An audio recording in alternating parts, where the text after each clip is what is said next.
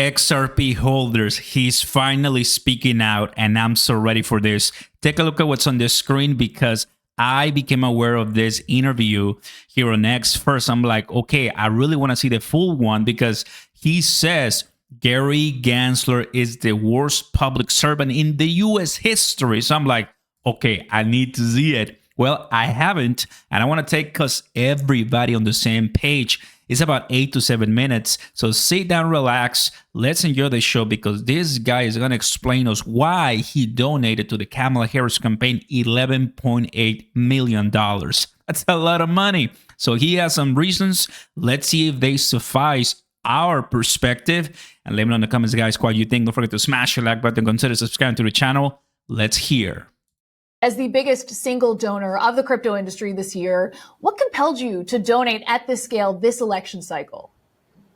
Yeah, again, first, thanks for having us today. Well, look, there's been this really misguided war on crypto that's been led by Senator Warren. And I think everybody has realized that that was a huge mistake, that just resulted in sort of giving leadership to Singapore and London when it should have been in the US. It didn't protect consumers. It allowed sketchy foreign operators like FTX to rip off American consumers. So that's been a failure. But I think the good news now is that we see this sort of bipartisan support from whomever wins the White House, whether it is the Republicans or the Democrats.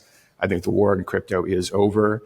And look, we want to encourage pro-digital asset political leaders. What we've done that on the congressional side through Fair Shake. That's a bipartisan super PAC. And I think it's really important that we do that in the presidential as well, particularly when both sides now we're going to see a sea change here. The war on crypto is going to be over one way or another, and we want to be supportive of that in a bipartisan way. Now, new federal election filings this week show that you've given nearly $12 million, mostly in XRP, to the Harris campaign. Why are you throwing your weight behind the vice president? Well, we're really excited by her economic message. It is a message now of pro-innovation and making sure that, our American champions dominate, their industries around the world. So I'm excited about that. I think the Harris, administration, look, their DNA is from the world capital of innovation right here in the Bay Area, that the place that's created more trillion-dollar companies than any place on the planet. She gets that. She grew up here. She knows people that founded these companies. So I'm just really, really confident that this is going to be a completely different approach than I think I'll just say it, the failed policy that the Biden administration brought when it came to crypto and digital assets, because frankly, I think they just weren't paying attention and they sort of outsourced it to Senator Warren, and it was a disaster. But that is not going to be how the Harris campaign approaches this. I'm extremely confident in that. And are you confident because of meetings that you're having with her team behind closed doors? There's been a lot of meetings, I think, with folks that will be in her administration, with the industry, and not just with the crypto industry. Look, they've been on a tour all around this country, meeting with business folks in New York and in the Bay Area and LA, Texas, Florida. And I think consistently what they heard is the last administration was too anti-business. It was sort of this class warfare. And that's not how it's going to be in a Harris administration. It's going to be pro-innovation. It's going to be American champions, dominate their industries. And by the way, that helps workers, right? I think the thing the Biden folks missed is, you can't have prosperity with workers unless our national champions are dominating their world markets. And I think the Harris administration gets that. Now, all in, the crypto industry has raised around $218 million. A lot of that money has actually gone to down ballot races as the sector looks to build a Congress that will vote through favorable laws. Why has your personal donation focus been more on the White House versus potentially trying to target some of these House and Senate races that will decide the composition of what Capitol Hill looks like? Yeah, well, actually, we've been major contributors to Fair Shake, which is the super PAC that has been targeting congressional races, the down ballot races. But Fair Shake made a decision they were not going to get involved in the presidential election. So I think that kind of left that wide open in a more ad hoc fashion, if you will. And, again, what I saw was kind of all the donations going on the Republican side, which is fine. I get it. They've been very pro crypto. But again, Harris administration has also made it very clear this is going to be a very different approach. It's going to be a reset. And I think it's actually good for the industry to have that bipartisan support and weight. And kind of what I did there now kind of equals that out in the same way that Fair Shake has spent equally on Dems and Republicans who are pro-crypto. Yeah, and as you noted, Ripple is one of 4 major contributors to Fair Shake. I think roughly $50 million all in. So certainly a force to be reckoned with this election cycle with that level of money in the coffers. And Fair Shake has fresh numbers just out. It has, as you said, been pretty equitable with respect to supporting both Democrats and Republicans, candidates across the country, a mix of House and Senate races. One of those races I wanted to single out and get your opinion on. You've got your Senate banking chair in Ohio, Sherrod Brown. The most spend that we've seen has gone to trying to vote him out in favor of Bernie Moreno, $40 million going into that Senate race. Do you think that's money well spent, or do you think that we should have seen that parsed out across a few more races? Well, look, I know that's controversial. That's not popular on the Dem side. But again, Fair Shake is in it for the long haul, right? So this isn't just one cycle. We have to show up consistently for the many years and decades ahead, and we will. So this is just the beginning. But I think the message there is, look, again, what did this war on crypto accomplish? Again, it did not protect consumers from FTX. It empowered sketchier foreign operators. It hobbled our national champions that were the most compliant. It was counterproductive. And unfortunately, Senator Brown was a blocker there as chair of the banking committee and sort of blocking sensible regulation. Look, the industry's been asking for more regulation, not less. And he was part of that group that was consistently blocking it. And look, I've had direct conversations with Senator Brown. I actually like him. I admire what he's done. But there's something weird going on where he's sort of equating what NAFTA did for workers, you could argue that either way, with crypto policy and innovation policy. And I think that just sort of misses the point. We hope, though, that the new Congress is going to be more constructive on these issues, and I think they will be. Now, part of what made Donald Trump so popular with the crypto industry was his promise to fire SEC Chair Gensler. Now, we know that he can only unseat him from the chairman seat, but still that remains one of Trump's stickiest talking points. Ripple obviously has been battling the SEC for years now. You're in the process of countersuing the commission. Do you think that Harris would also displace Gensler from that role? Well, look, let me just say, I think Gary Gensler has been the worst public servant that we've ever had in this country. It's been incredibly damaging to this country. But look, I think we need to be really thoughtful here. I look at what sort of Reid Hoffman said about Lena Khan. He's a big contributor to the Dems. He said Lena Khan needs to go. That's spectacularly backfired, right? If anything, that probably ensures Lena Khan stays in that role. And, we could argue, the things that she's done, some good, some bad. But I'm not going to empower Gary Gensler to have any excuse, on what happens with his future. So I'm not going to comment on that. And I don't think donors should be getting involved in things like that, right? We're supporting the candidate. We're supporting her core values. And it is, her leadership that is going to, have to make decisions like that.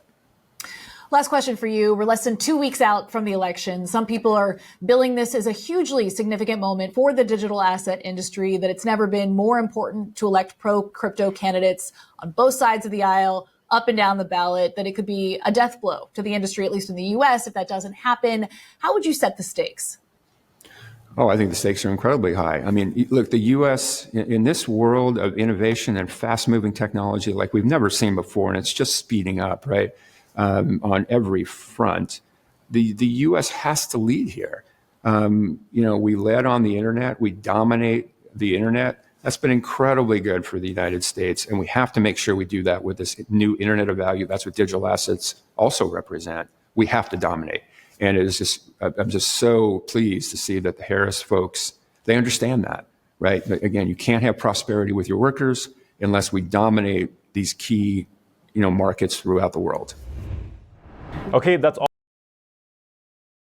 I got so much to say when it comes to that, guys. So here it is.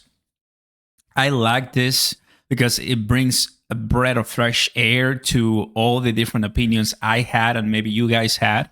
So, I mean, if you're saying that the Harris folks, the Harris team, Harris, and that side of the aisle, right, that according to the Ripple co-founder, right, I mean, we're not talking about just a talking head here, somebody who knows how crypto is done and has XRP and the Ripple, I mean, he knows what's going on.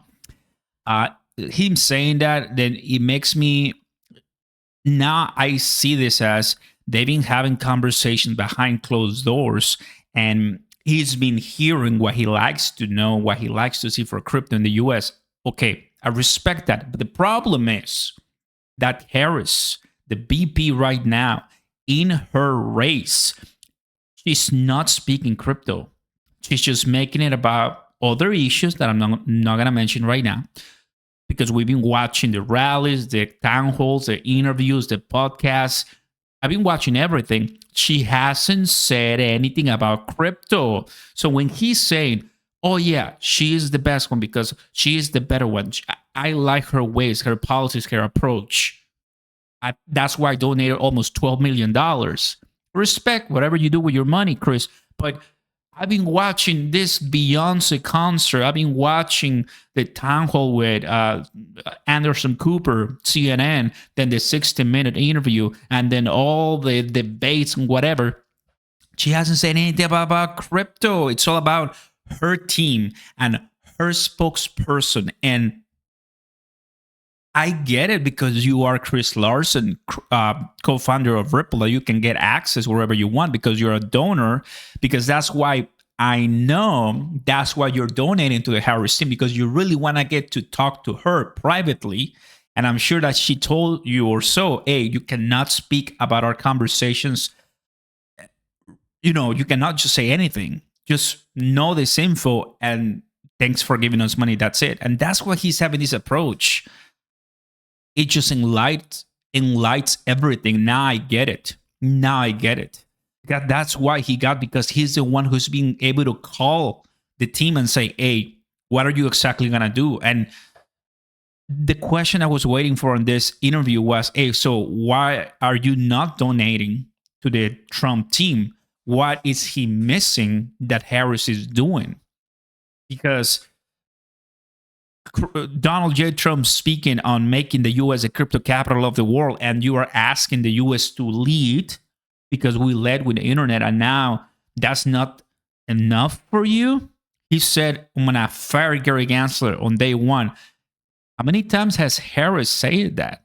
0 that I remember. So you see, guys, for normies like us, we never heard Harris speak on crypto that I know. Correct me if I'm wrong, because I've been watching very carefully, but I really haven't heard BP Harris speak on crypto, speak on the SEC, speak on regulation or so. I just know that X person said from her team, and that's it. Well, obviously, Chris Larsen knows everything because he has the phone, he has the direct line, and he's been hearing when he wants, and that's why he's a donor. It makes total sense now.